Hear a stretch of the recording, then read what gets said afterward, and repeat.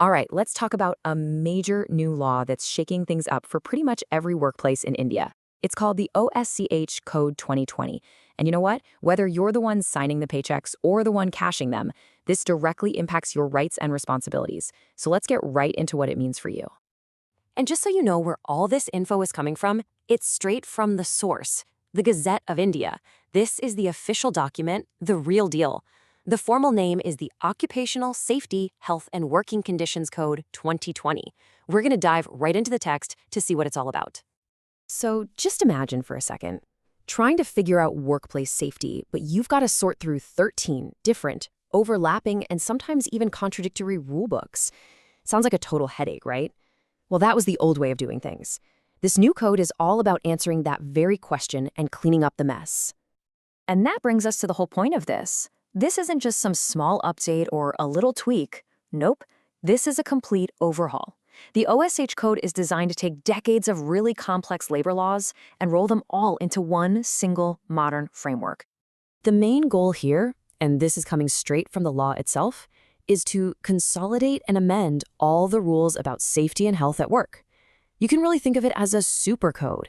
It just absorbs all those older regulations and creates one clear go-to guide for workplace standards across the entire country. Okay, so this is the million-dollar question, isn't it? Who does this actually apply to? Let's break down a few key terms from the code so you can figure out if your workplace and maybe you yourself are covered by these new rules. First up, you're going to hear the word establishment a lot. I know it sounds super formal, but really it's just any place where business gets done. A factory, an office, a shop. The definition is meant to be really broad to cover almost everything.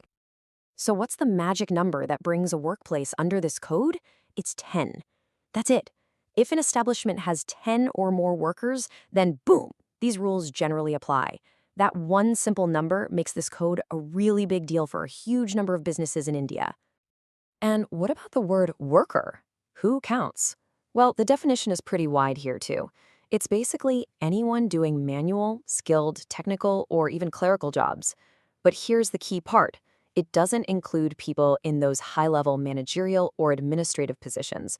So it's really focused on the folks on the ground, doing the day-to-day work. Finally, who's actually on the hook for making sure all this happens? That would be the employer. The law defines this as the person or the group with ultimate control. It could be the owner, a factory manager, whoever. The code makes it crystal clear that the buck stops with the person in charge. Okay, so now that we know who the employer is, what do they actually have to do? We've boiled down their biggest responsibilities into a pretty straightforward checklist of the absolute must-dos under this new code.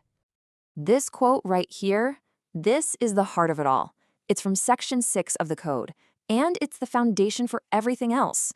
The number one job of every single employer is to make sure the workplace is free from hazards.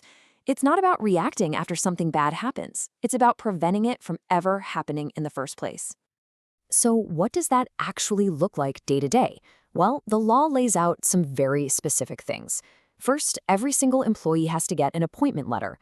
Second, obviously, they have to maintain a safe work environment. Third, they need to offer free yearly health checkups for certain employees. And fourth, and this one's huge, an employee can never, ever be charged for safety gear or other measures. These 4 things are the bedrock of what an employer must do.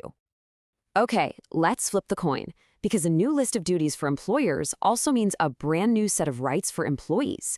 This part is all about what you, as a worker, are now guaranteed under the OSHA Code. And just look at how these two sides of the coin perfectly mirror each other. The employer has a duty to provide a safe place to work. So, what's the employee's right? The right to get information about that safety and the right to speak up if things aren't right. It makes safety a two-way street, which is exactly how it should be. But here's the thing, it's not just about rights. It's really about shared responsibility.